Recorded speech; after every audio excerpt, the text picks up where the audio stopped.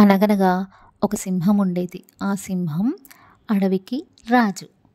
ఆ అడవిలో దానికి ఆకలేసినప్పుడల్లా జంతువులన్నిటినీ తినేసేది. తిని దాని ఆకలి తీర్చుకునేది. అప్పుడు జంతువులన్నీ భయపడి అన్నీ కలిసి ఒక ఆలోచనకొచ్చాయి. డిస్కషన్ పెట్టుకొని సింహంతో ఏదో ఒక డెసిషన్ చెప్పి దాన్ని ఒప్పించాలని డిసైడ్ అయ్యాయి. అప్పుడు అవన్నీ కలిసి ఆ సింహం దగ్గరికి వెళ్ళాయి. వెళ్ళి, రాజా, నువ్వు ఇట్లా అన్నీ తినేస్తే యానిమల్స్ లాస్ట్కి ఈ అడవిలో ఏమీ మిగలవు అండ్ మీ ఆకలి కూడా అప్పుడు ఎలా తీరుతుంది? అందుకని మేము రోజు ఒక్కో యానిమల్ నీ దగ్గరికి వస్తాము.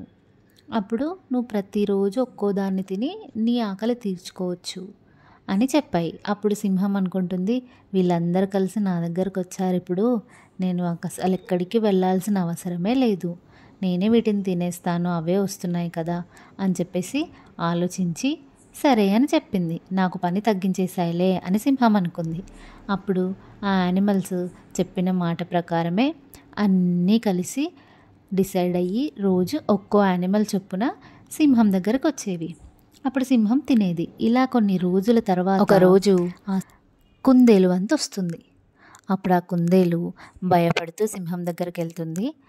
తను మైండ్లో ఆలోచించుకుంటుంది, ఎలాగైనా సింహాన్ని ఆలోచింపజేయాలి అని చెప్పేసి దాని దగ్గరికి వెళ్ళి నుంచుంటుంది. అప్పుడు సింహం దాన్ని చేతిలోకి తీసుకొని, ఇంత చిన్న ర్యాబిట్, ఇంత చిన్న కుందేలు నాకు ఆహారమా?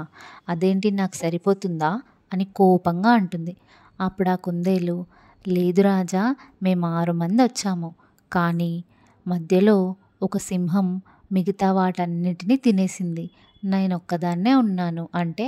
అప్పుడు ఆ సింహం కోపంతో అడుగుతుంది, ఎవరతను అని. అప్పుడు అది ఆ వెల్లు దగ్గరికి తీసుకెళ్ళి ఈ బావిని చూపించి, ఇదిగో ఇందులోనే ఉంది ఆ సింహం, ఇదే మమ్మల్ని తినేసిందని చెప్తుంది. అప్పుడు ఆ సింహం కోపంగా బావిలోకి చూస్తుంది. అక్కడ దాని ప్రతిబింబం దానికి కనిపిస్తుంది. అది వేరే సింహం అనుకొని కోపంగా దాన్ని చంపేయడానికి లోపలికి దూకుతుంది. అప్పుడు ఆ సింహం దాంట్లో పడిపోతుంది. అప్పుడు ర్యాబిట్ బతికిపోతుంది. అది మిగతా జంతువుల దగ్గరికి వెళ్ళి జరిగిన కథను మొత్తం చెప్తుంది. అప్పుడు అవన్నీ చాలా హ్యాపీగా జీవిస్తాయి.